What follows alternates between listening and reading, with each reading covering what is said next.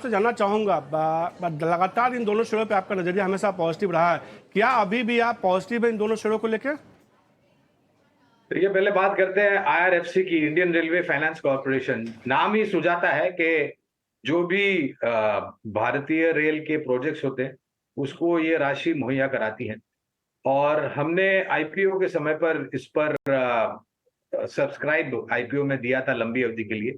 और जिस प्रकार से परिवर्तन मनीष हमने डिफेंस क्षेत्र में देखा था 3-4 साल पहले, जब भारत सरकार ने डिफेंस एफडीआई खोला गया था, make in India made in India में प्रोत्साहन दिया था, उसके फलस्वरूप हम देख रहे हैं कि पिछले 1-1.5 साल से बहुत ही शानदार आउट परफॉर्मेंस डिफेंस क्षेत्र के कर रहे हैं और आने वाले भविष्य में भी करेंगे। उसी तर्क के आधार पर मेरे ख्याल से रेलवे, भारतीय रेल से जुड़ी हुई जितनी भी सरकारी कंपनियां हैं या फिर निजी क्षेत्र की कंपनियां हैं, वो आने वाले समय में बेहतर करेगी। जो भी योजनाएं भारतीय रेल को लेकर के आधुनिक बनाने की बात की है।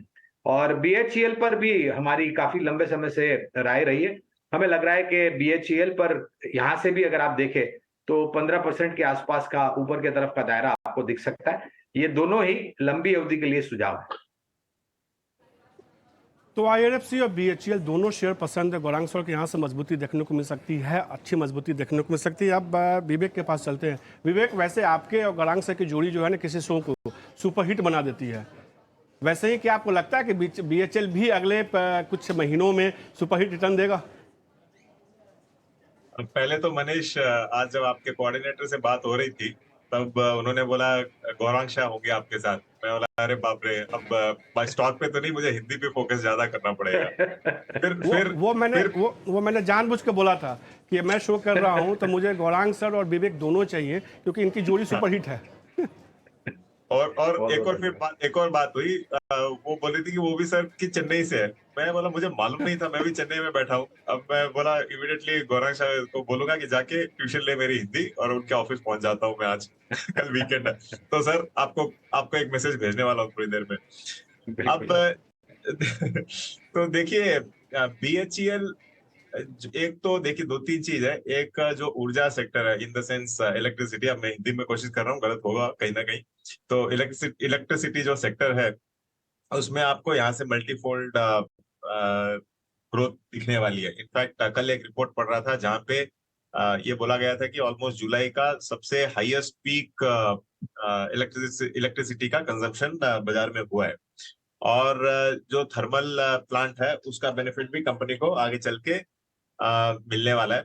और आज के दिन आप अगर पीएसयू सेगमेंट में देखो, इन दामों में, शेयर की दामों में और इस वैल्यूएशन में, आपको इस स्पेस में इलेक्ट्रिकल इक्विपमेंट्स और इलेक्ट्रिसिटी सेक्टर में सबसे बेहतरीन शेयर दिखेगा कि बीएचईएल ही है।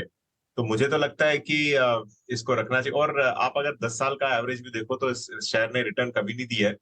और ये सेक्टर 10 साल के साइकिल के बाद अब रिवाइवल मोड पे आया हुआ है। तो मैं तो देख रहा हूँ कि इसमें आराम से आपको टारगेट मिल सकता है करीबन 190 तक का भी। मे बी 18 से लेकर 18 महीने लगेंगे इसको। और इस बाजार में देखिए एक चीज बहुत बहुत इंपॉर्टेंट है। जब बाजार बुल फेज में होता है, जो अभी है, इस फेज में आपको हर स्टॉक मल्टी बैगर दिखेगा और हर स्टॉक चीप भी दिखेगा।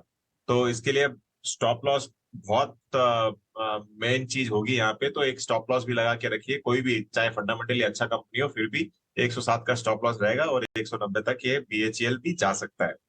तो मेरा तो बुलिश कॉल रहेगा बीएचईएल। तो बीएचईएल खरीदारी करने से विवेक को भी पसंद आ रहा है। 190 तक का लक्ष्य देखने को मिल सकता है। 107 रुपये का उन्होंने कहा कि चाहे तो आप स्टॉपर्स लगा कर रख सकते हैं। 18 महीने का नजरिया है।